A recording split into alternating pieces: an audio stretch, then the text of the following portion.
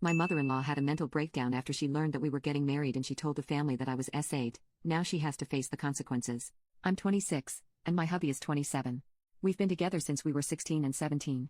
Early on I loved his mother, she was the sweetest woman ever. She welcomed me with open arms and always made good company. Of course, like everyone, she had her moments, like getting a little too mad at the cashier not understanding her needs, or making a joke that made people a little uncomfortable. But everyone always brushed it off because she's just an amazing person. At the age of 23 to 24, me and my husband got engaged, and I don't know how to explain it, but it's like his mother's persona just flipped, like there was a switch on the back of her head. When we told her we were engaged, she got pale and looked like we had told her someone had died. Hubby got weirded out like this and called her out on it. She just said she had to go, and we didn't hear from her for about 3 weeks. So when we got up for our lunch date, we worried. Maybe my husband came off a little harsh, so we went to check on her. Hubby's dad let us in, but had to talk to us first. He had begun to tell us that she was shaken up by the proposal, saying it wasn't how things were meant to be. Hearing this, my husband got mad at his mother, implying that she had always thought of their relationship as temporary. He went to their room with me and his father following behind. We had found her coddled up with baby pictures of him crying. This was really disturbing for me, and I excused myself. I was extremely confused and hurt that my soon-to-be mother-in-law thought of our relationship like that. My father-in-law consoled me and said, "For whatever it's worth, I believe there is a little string bonding you and my son together, don't listen to her." This stuck with me and made me cry. I still remember it to this day. My mother-in-law proceeded to text me that I had taken away her baby boy, and that no one could replace the love they share. Yes, I know a mother's love isn't replaceable, but, in my opinion, a mother and wife should not be in the same category to compete with each other. The love they show is completely different, and the love that's given to them is completely different too.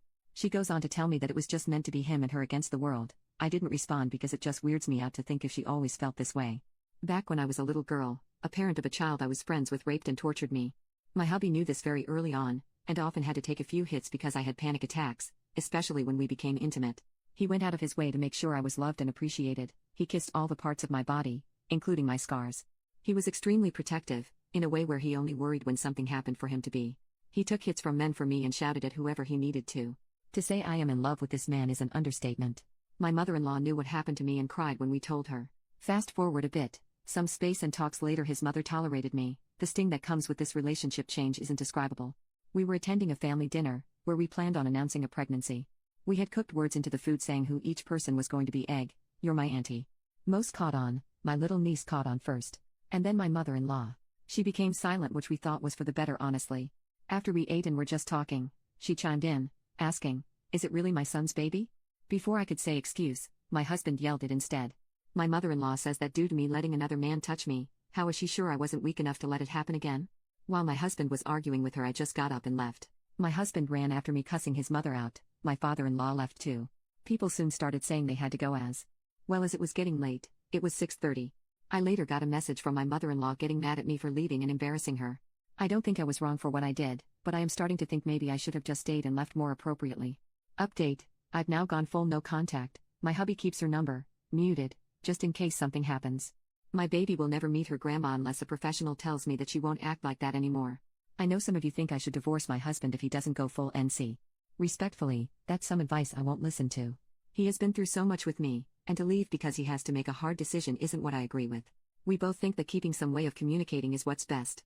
That doesn't mean we are going to talk to her at all. His parents are getting old. We've had to come to terms with needing to keep her number in case something happens.